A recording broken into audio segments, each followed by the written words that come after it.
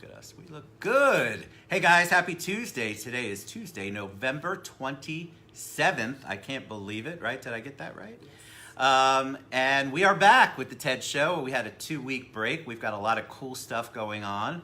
I just want to make sure. Okay, that looks good. I'm with my friend who I met through. We got to give a shout out to Vanessa Eccles on her wonderful podcast, Colorblind. Thank you, Vanessa. Vanessa, we love you. So this is Rhetta Hussein. Hi, Rhetta. Hi. Welcome to the TED Show, the number 279, your episode. Joseph Rosado, how's your travels going? Susie Parker, this is why I love live, right? Because everybody comes on. Aww. So I didn't do a whole bunch of pomp and circumstance about, oh, by the way, let us know you can hear us or see us. See, I'm a little rusty on that. I think you can. So give me a thumbs up, give us a heart. Eric, what's up? Frederick, all right, so we got a thumbs up from Miss Susie Parker. Thank you, guys. All I did was title our show Racism. I wanted to see what people would think about that, if people would tune in. We talked a lot about race, obviously, on Vanessa's podcast. It's called Colorblind. So it's an amazing, actually, it was such a great time. We had open, wonderful discussion. Lavarius, Jean, how you guys doing? Happy Tuesday. But I thought it was so powerful, and we all connected, I think, on such a great level because Vanessa created a very safe, wonderful environment to discuss things that I had not even thought about. I was the only white man on the panel. We had a white woman, and then we had we had Rhetta, and then we had Hank. Am I missing anybody? And of course, Vanessa. Yes. And the topics were really eye-opening. So anyway, welcome to the show. Thanks for agreeing to be on. I'm very excited to have you. See, you look good. I can't. Thank you. You look amazing. I'm excited. So give us a little background on you before we jump in. And we want you to ask questions, and we know that you're going to get used to us in this first 30 minutes, but I think it's really important, the discussion we're going to have, and we'll continue to have, because I've already invited Rhetta to come back on. But give us a little background on you before we jump into the topic of racism. Okay. And welcome. Thank you. I'm so happy to be here. I'm a journalist for the Black Press. I write for various magazines and newspapers, and also some commentary. I do some commentary as well. And a lot of what I do does sit around racism. It centers around a lot of what's going on in today, you know, this Trump era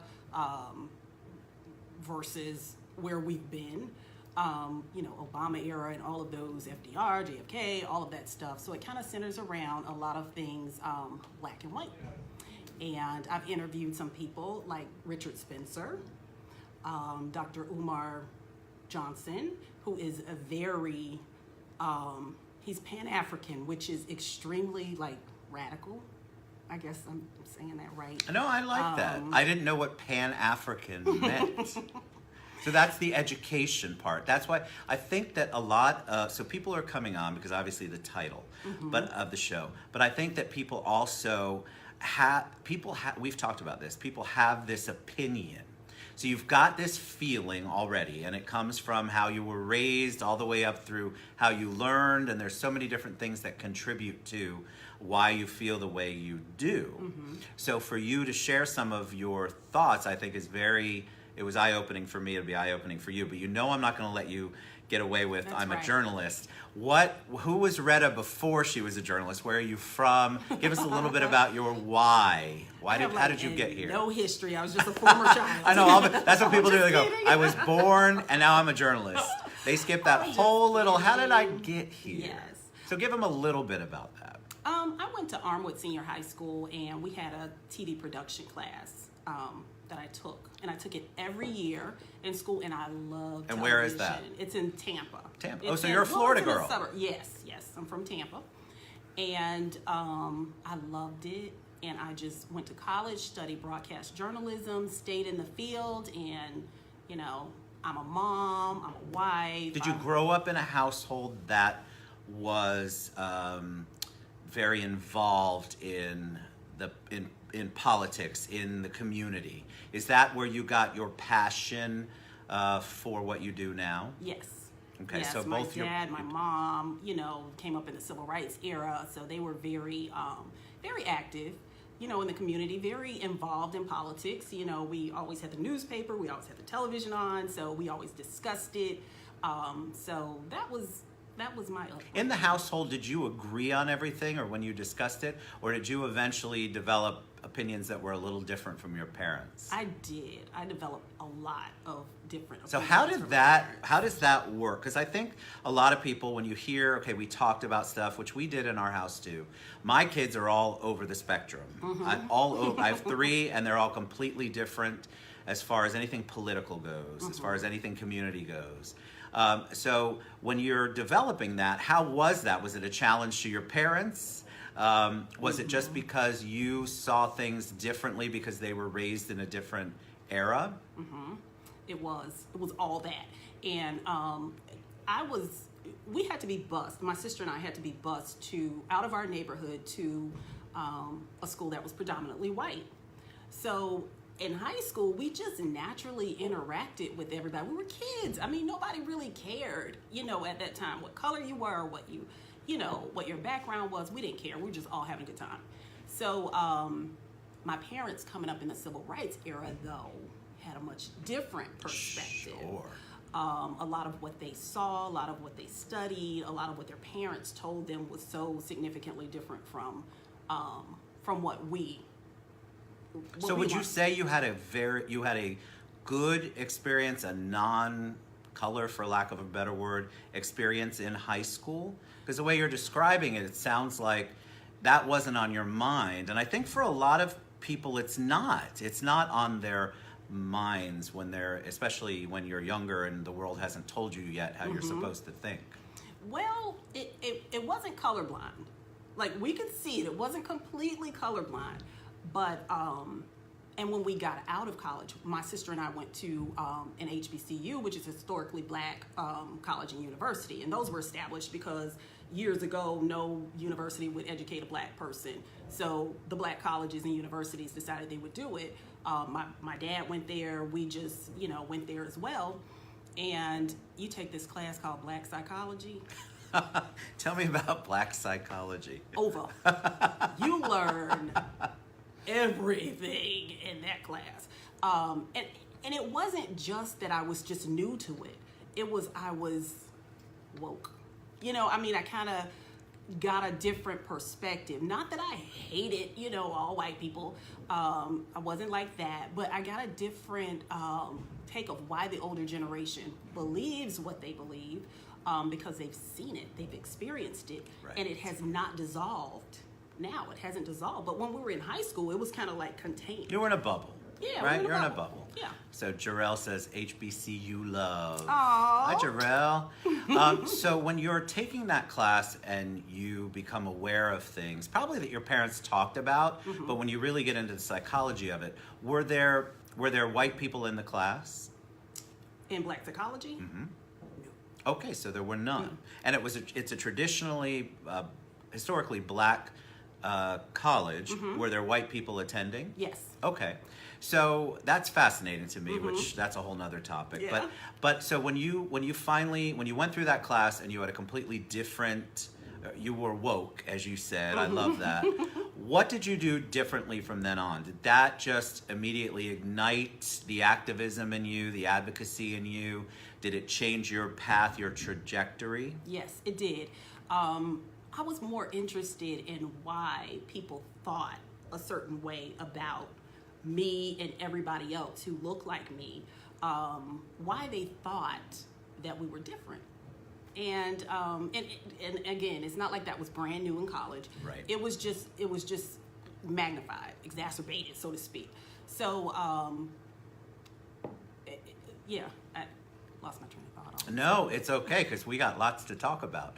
All right, so at that point, you said that it woke you. So when you are then interacting with other people, did it change the way that you were with people? Did it change the way you were with both black people and white people? And I'm not excluding anybody else, but we could go down the list. But in general, we're talking about the difference between black people and other people, white people. So did it change the way you interacted? Did it change the way that you thought about pretty much everything from business to family to friendships? Yes, absolutely. And so how did it do that? What did it change? Did it have an immediate change, or did you kind of progress through? You know, with the people that I always dealt with, I didn't change with them. But as we started to talk, I could tell that there was something that still made them think that we were different, that we were significantly different. Now, I know our hair is different, our skin is different, our culture is different, but... By different, do you mean less? Yes. Okay, so let's talk about that. So by different, when I initially hear that, and remember, we're going to just dive, so don't come at me later, because Rhetta and I have a great relationship, so I'm going to ask some of the questions that might not be comfortable. So when you say different, you mean less. People, you felt like people, it wasn't just your hair, your eyes, your eyelashes. It was that they felt like you are less because of the way you look, because you're black. Yes. And so was that an eye-opening thing for you? Did they change their behavior, or did you just notice the behavior differently because of that class and because of what you were going through in college? Their behavior didn't change, and I think it's subconscious. I don't think that their goal is to just be a white supremacist, or feel that they don't feel like they're that way, but I think that it is something that is subconscious, that feels like this person struggles, this person is going to have a hard time, getting a job, or it's just something that makes them think that I don't have those barriers that he or she has. And it's true to an extent. They don't have, my white friends don't have the same barriers that black people have. And do you think does it make it harder for you to have, to me, even when you say white friends, like the hair on the back of my neck stands up. And I understand why you say that, because we're trying to differentiate. She's trying to, but do you think in terms of that? So when you think of friends, do you think of white friends and black friends? No. Okay, so I don't either. Do you think that, do you believe that a white person, and we're going to get into that whole, can black people be racist, which we haven't talked about yet, but we will. Do you feel like a white person can say that honestly, like from your perspective? If I say that to you, and you won't hurt my feelings if you say, Ted, you're full of crap. But I don't think like that. Is your perception that most people do divide friends into white or black, or white, black, Hispanic, or white, black, whatever it is? I do. Okay, so you do. And I want people to understand. Thank you, Patrick. I want people to understand where you're coming from, because the next discussion that I want to have is the one that really got me in the Colorblind podcast.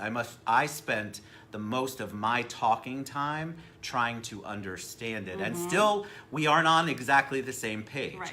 So you made Hank, or maybe it was Vanessa, asked the question. Can black people be racist? And your answer was? Nope.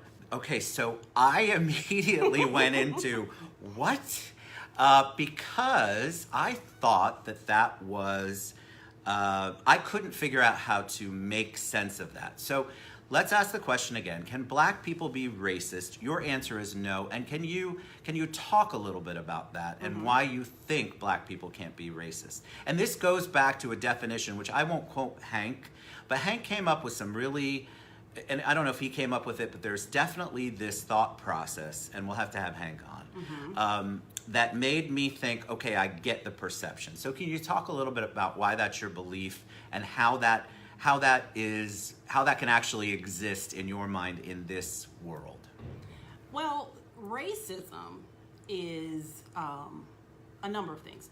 It's being prejudiced, it's being discriminatory, and it's also being an active antagonist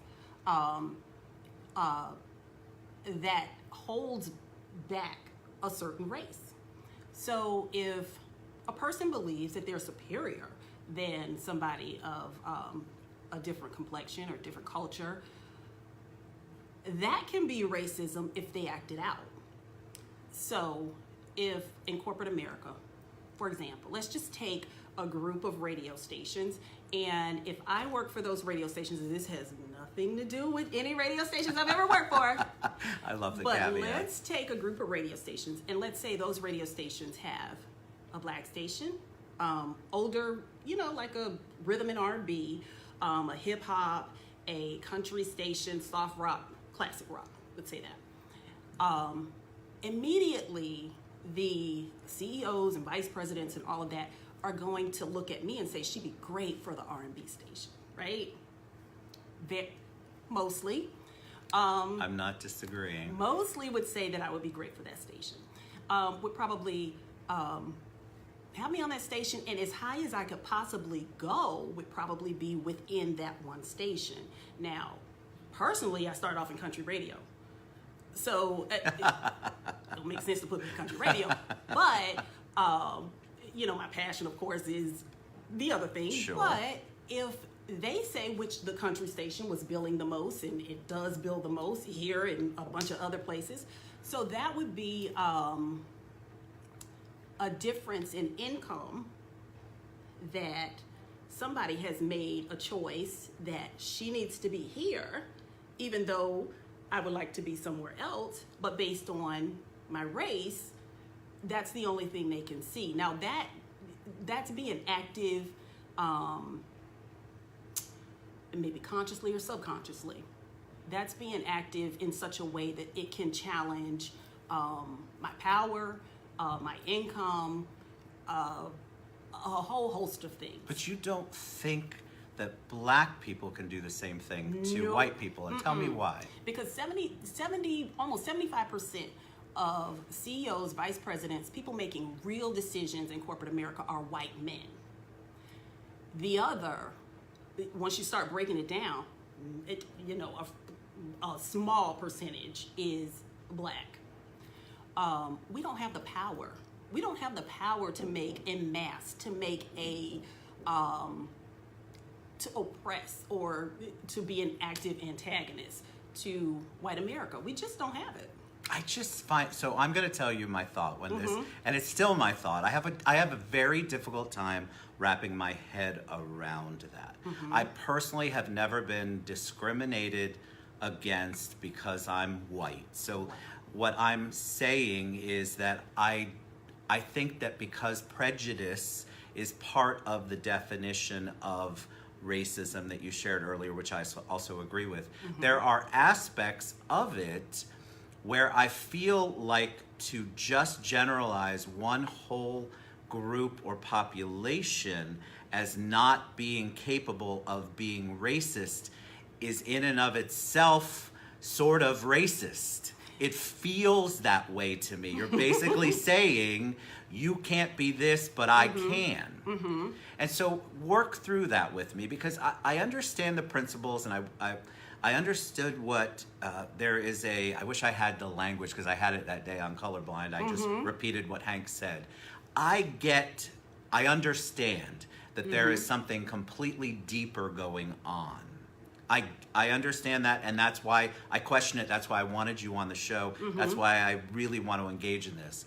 I'm concerned that having that opinion creates a world where you are separating and there is more separation. So talk to me about that, because I feel like I've encountered black people who are certainly prejudicial against white people, who are certainly, and it's not just white people, who are prejudicial against anyone who isn't black. And people in our race can definitely, I'm going to piggyback on what Hank said in Colorblind and in the podcast. And this is what he said. There can be people within the black race, of course, that are prejudiced, of course, that are discriminatory, can say and do some very bad things, and that's true. But as far as actively harming or hurting your upward mobility, we can't do that. We So can't talk do that about in that, because that's a mass. very specific thing that's part of the definition that makes you say that. And I get that. So say that again, because that's critical, really. Because the other things you said Black people could do and to be, but that particular one, I agree with you. I don't see it happening. So say it again. The active antagonist part is where corporate America could see me as one, or Black people in general, as a race of people who don't need to be upward in companies. And I know that there's specks of us in certain places and, things like that. But as far as being powerful enough to oppress any group of people, we can't do that. So that's where I understand what you're saying. If that is part of the definition of racism, then that's correct, John. Listening's the key. Thank you. That makes sense to me. I couldn't wrap my head around judgmental, prejudicial, not liking. I mean, there's all sorts of words. And we have 2 questions, and I want to get to them. Patrick, I'll get to you first. Smart Pierce asked, she said, as a Black woman, aren't we giving too much power to this whole white and black thing? And I'm paraphrasing because it literally has scooped through. What's your response to that? No, I don't think so. I think race in America is extremely powerful. And yes, we do give energy and we do give, things to this, but I think we need to. And I think we need to have a dialogue with each other as opposed to having it in the hair salons or the barbershops and, things like that. We talk about it amongst people who look like us, but we dare not talk about it, to people of a different race. I agree. And we have to do that. But we it's have to so be adults. uncomfortable for people. So that was not a comfortable question that Vanessa asked, but it was a powerful question because it made me think. But you have to there has to be an environment where you can ask questions, get passionate, as long as you are not just a horrible human being. Right. You should be able to ask that, but I think people are so afraid to step into that, step a little over the line and have that conversation, because not everybody is going to be as responsive as Rhetta or me or Hank or Vanessa or Lori that were on the podcast. I think that people are afraid to do it because they've been told they can't. They've gotten shot down 1,000 times over, and they don't know how to have an honest conversation because immediately it goes to, you're Black, you're white, done. Right. And I don't like that. And that's why her podcast is so important, and for Rhetta to be able to have this conversation. Patrick asked, how do you think with all of there are changes, and I'm paraphrasing Patrick, so if you want to pop back in, you're fine. How do you think the change, we've obviously changed from the 60s to the 70s, I'm not saying it's perfect, to the 80s to the 90s, now we're in the almost 2020s. We've got a lot of kids, like my kids were not raised, and they don't even think like that. That's how I feel. You might differ. But they don't think like that. How do you see it evolving in the next 50 years? Are we ever going to end racism? Are we ever going to get to a better place? Do you feel like we're in a better place than we were, say, even 10 years ago? Outside of the politics. I mean, people in general. People in general. What do you think? I don't. And you could talk about politics if you want, but I hate to put everybody under that one umbrella. Yeah. How do you feel like people are today? Are they more receptive? Thanks, Patrick. Are they more open? Have we evolved? Are we continuing to evolve? Is there any progress at all? These are my questions. I think there's some progress because we're having children who are kind of diluting that older generation that is just so filled, and not everybody, just in general, that are just so filled with hate. So I think we're moving in the right direction, but then we get this new neo-Nazi group of people who start infiltrating and changing the perspectives of a lot of people who would otherwise not believe in that stuff. They feel like they have to be have to protect the white man's place in the world, or you know, a lot of different things. So I think we're moving in the right direction, but I don't think we could ever eradicate racism. That was going to be my next question, and I wish that I could disagree with you, but I can't. I think that there is just something inherent. I don't know how to fix it. I do know that conversations like this help move it forward, and as much as I wish we were taking giant leaps, I feel like we are definitely baby stepping it, but I'd rather baby step it than take steps back. I feel like that neo-Nazi the white supremacist thing makes me crazy. I feel like that organization they're louder, but my circle is all I can talk about. They're louder, they're super loud, but that doesn't make them large. It just makes them powerful because they're loud, and they only get the power because they're loud and we allow them to be loud. Right. I feel like that is just such a small circle. Maybe I'm naive, but I feel like it's not as big a circle as it was, say, in the 60s or Reconstruction or the 20s and 30s. I feel like that group is not looked upon very well. Social media, the people that love them are the people that are in their inside circle. Again, naive. You may have a different experience. But I wanted to ask you something. You mentioned the hatred. You mentioned how the new generation is, it's negating it, or at least it's watering it down or trying to water it down as the generations go. Do you feel like that's the same for Black people? Because there's obviously, for a lot of really good reasons, great reasons, there's hatred on that side. We could talk about the 60s. I mean, that's one thing, but it goes a long way back. Do you feel like that anger toward white people has diminished as well? I do. You know, when I talked to my daughter, who's 15 years old, about this, and I said, you know, we talked about whether or not, you know, Black people can be racist, and this was my answer. And she was like, what? You know, and I tried to explain to her the definition, and she was like, you are way smoking something.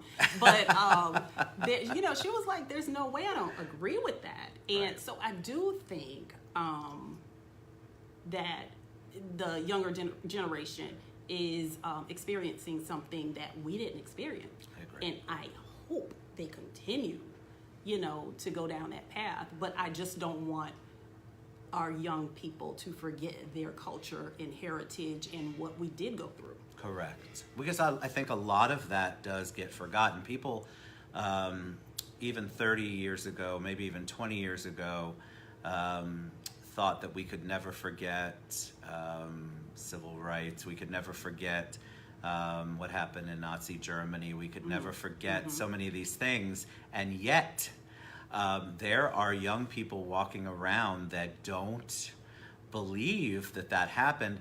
And some of it is obviously culture, because that whole little right crazy wing Nazi people, all the way to the right crazy wing, that's what they teach. But a lot of times I think people can't believe that we actually did that to other people. And it's very hard for them to wrap their heads around it because their point of reference is not that. Yeah. And so the believability factor isn't necessarily that they're questioning it, it's that they just can't believe we did that to people and that we allowed that to happen. And so I love that my kids, our generation, your kids, the younger kids, are coming up, regardless of what's going on in the country and the world, are coming up where the parents are really cognizant of what they're teaching, what examples they're setting, or at least they're trying to be.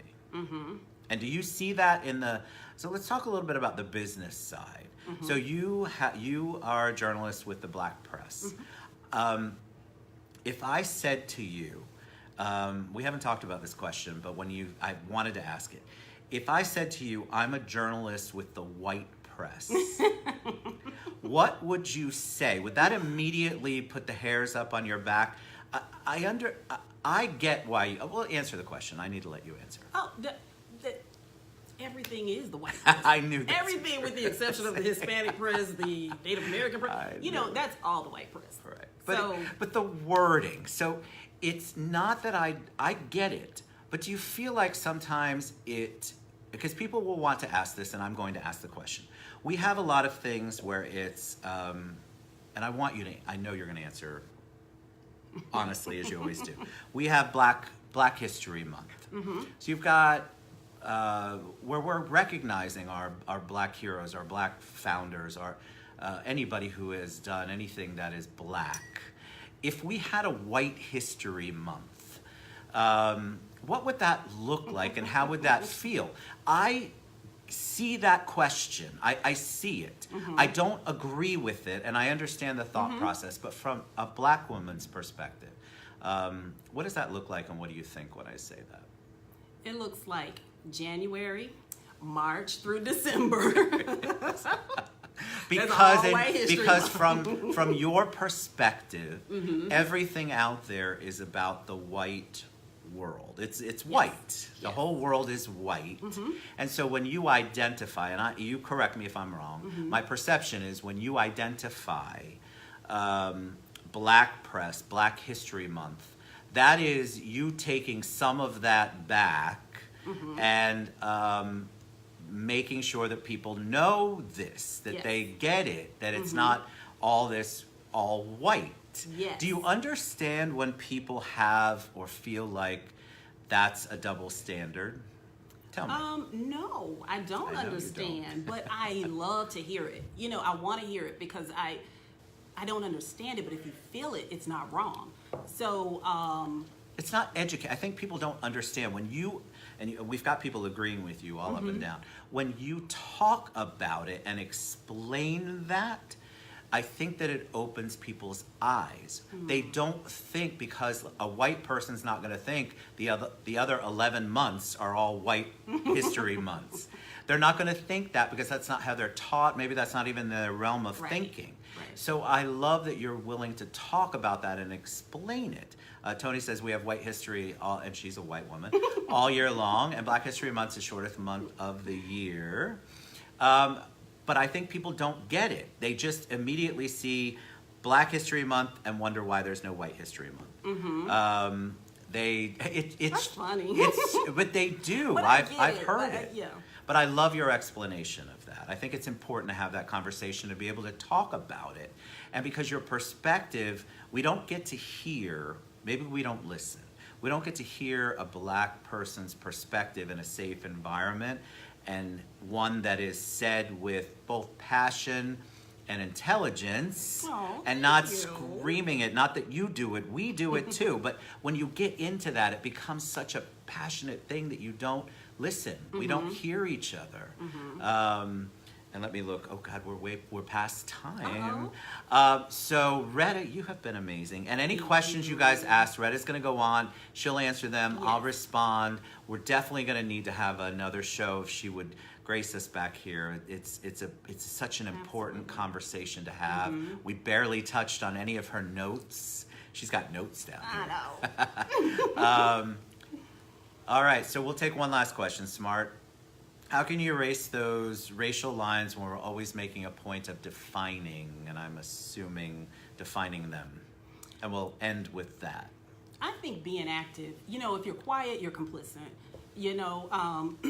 There was a mom and a daughter in a grocery store, and they were speaking Spanish, and a white lady came up and she started just going at them. You've seen it on social media. Absolutely. This little tiny white girl walks up and was like, not having it. You need to go. You need to get out of their faces. That's what I'm talking about. Right. That's what I'm talking about. When you stand up for somebody and say, I don't like that. That's not right. Somebody in the Muslim community is being harassed. You have to say something. LGBTQ community. You got to stand up and say, I'm not going to have it.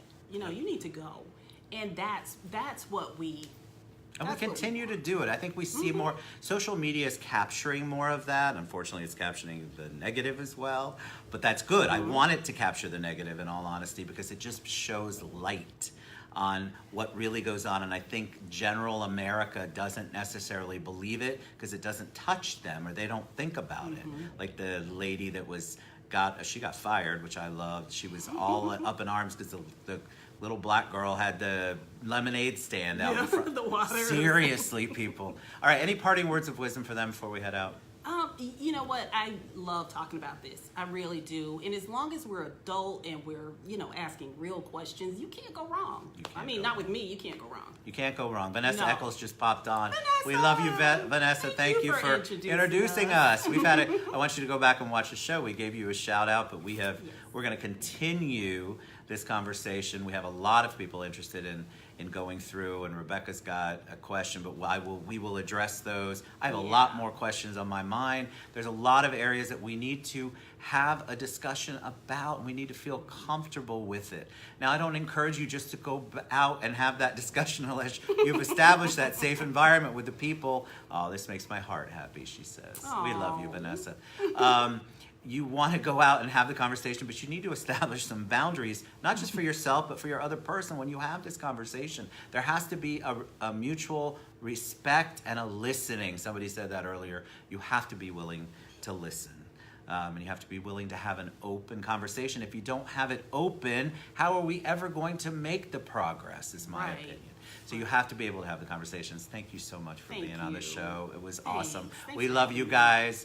We'll be back with the Camaraderie Foundation later on. We're doing charities all month, and we want to promote charities. So if you have your favorite nonprofit that you want to have come on the show, even if it's for 15 minutes, we'd love to have them on. So we love you guys. Mwah. See you soon.